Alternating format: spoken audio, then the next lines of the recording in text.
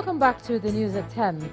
The traditional funeral rites for the monarch of Owo Kingdom in Ondo State, Oba David Folagbade Olateru Olagbegi, has commenced.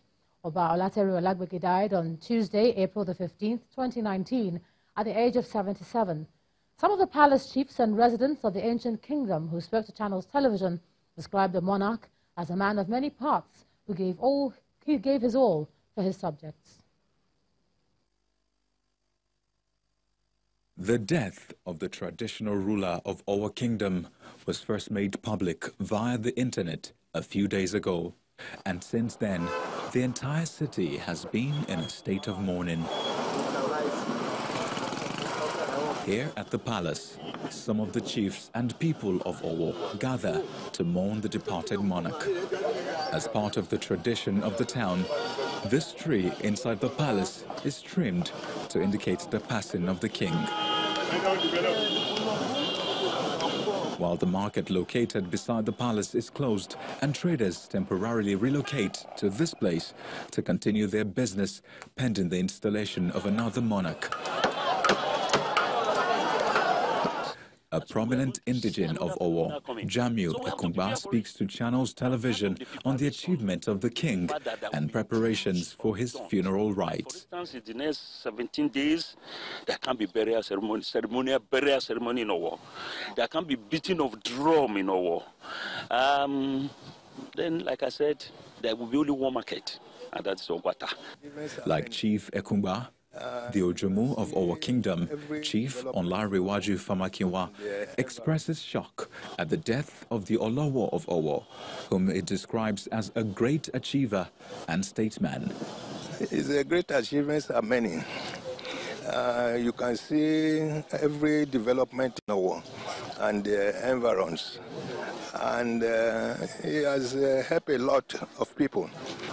Outside the palace, some indigents of the town who spoke to Channels Television say Owo has lost a great leader who will be greatly missed. Very good Oba to us. He's a very good king to us, you know. Whenever you reach our palace, whenever you see that man, the man will just assist you. It's automatic. So we just lost something. We lost something in our local government. David Olateru Olagbegi was born on June the 26th, 1941. He succeeded his father as the Olowo of Owo in 1999, but was given the staff of office in 2003 by former governor of Ondo State, Dr. Olusegun Agagu. May his soul rest in peace. We move on to business. Here's Kayode Okikiodu.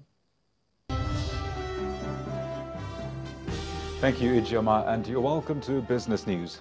Data from the Debt Management Office indicates that Nigeria's domestic debt stock slowed 1% to 12.77 trillion naira, or $41.6 billion year on year.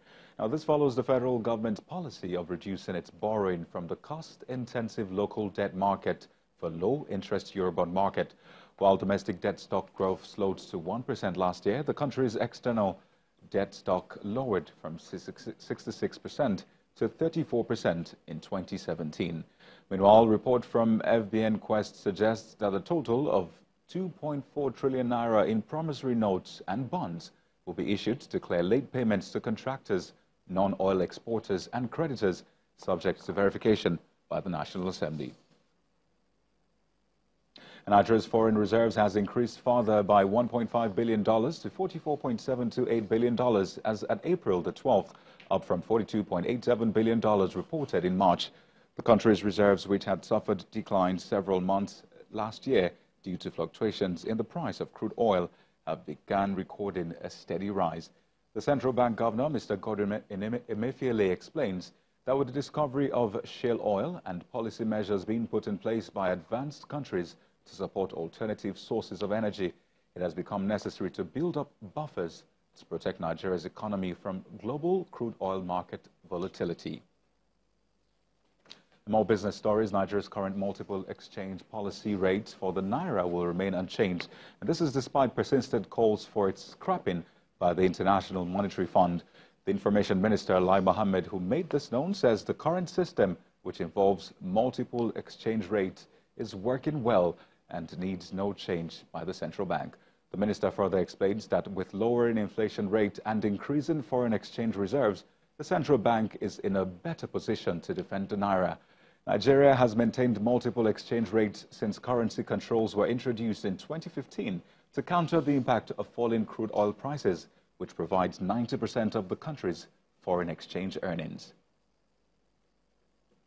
The Nigeria Employers Consultative Association has commended President Muhammadu Buhari for signing the 30,000 naira national minimum wage bill and asks that he ensures its immediate implementation.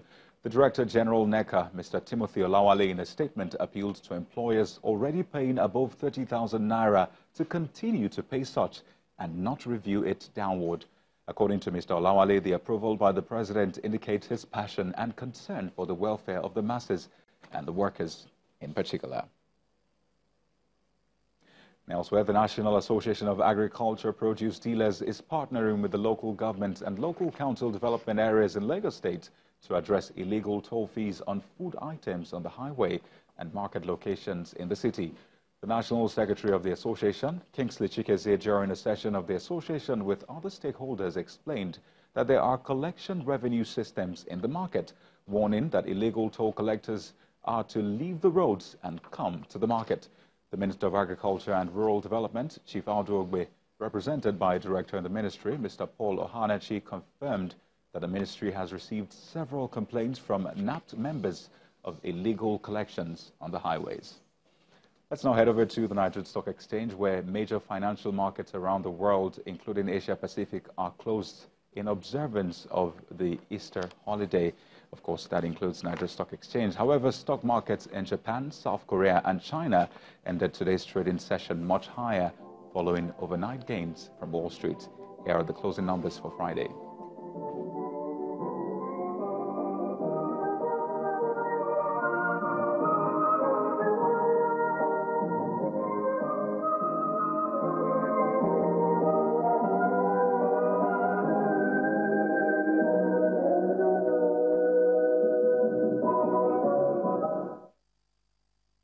Thank you for watching Business News Tonight. I am Kayode Okikiolu.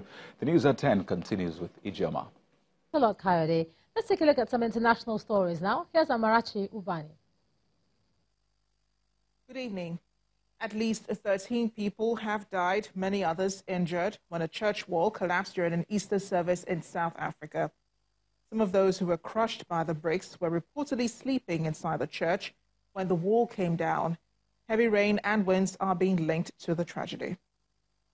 The Prime Minister of Mali and his entire government have resigned. Soumaïlou Boubeye Mega has been accused of failing to handle the surge in violence, and a motion of no confidence was submitted on Wednesday. It comes 4 weeks after the massacre of around 160 Fulani herders thought to have been killed by a rival ethnic group.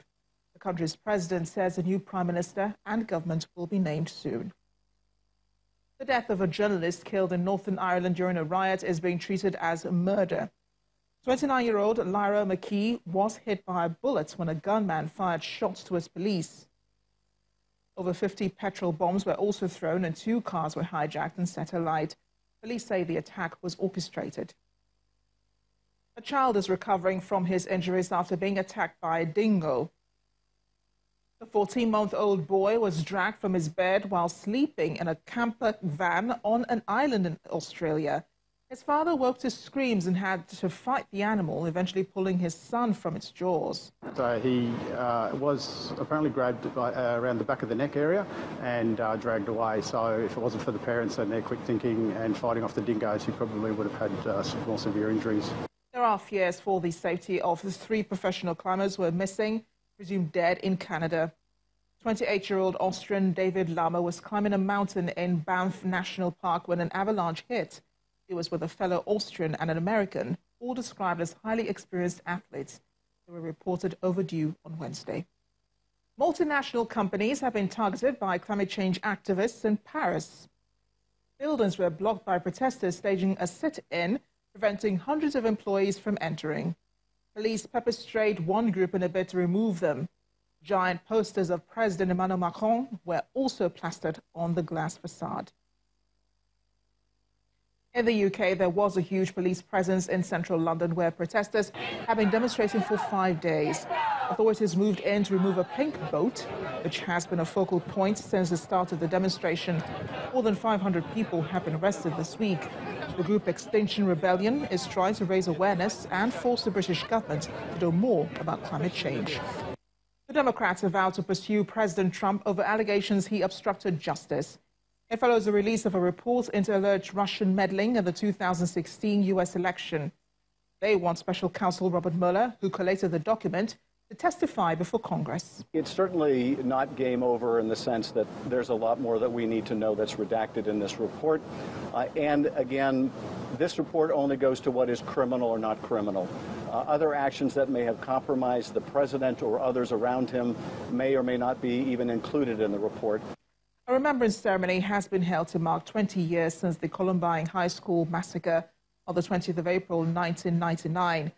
2 heavily armed students killed 12 classmates and a teacher before turning their guns on themselves. Never before had I experienced something so dark.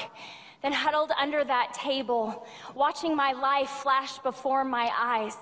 All the safety, security, innocence that I had known, everything, in fact, that I had known was falling apart before me. The ground beneath me was literally shaking. In order for forgiveness to take place, there first must be a debt that is owed. Our innocence was stolen. How can that ever be repaid? Forgiveness, though, is a process. While they're no longer with us physically, their spirit remains strong. And we're going to draw upon their strength from our memories of their lives and what they contribute to all of us. Tonight, we need to remember, we need to reflect, and we need to recommit. And finally, a Filipino Catholic marked Good Friday in an extreme way. The 58-year-old was crucified for the 33rd and penultimate time. 4-inch nails were driven into both hands and feet before being lifted on a wooden cross for around 5 minutes. He says he does it to remind the world about the plight of Jesus. The tradition was played out in front of a crowd of local and foreign tourists. And that's your international news around the world in 5.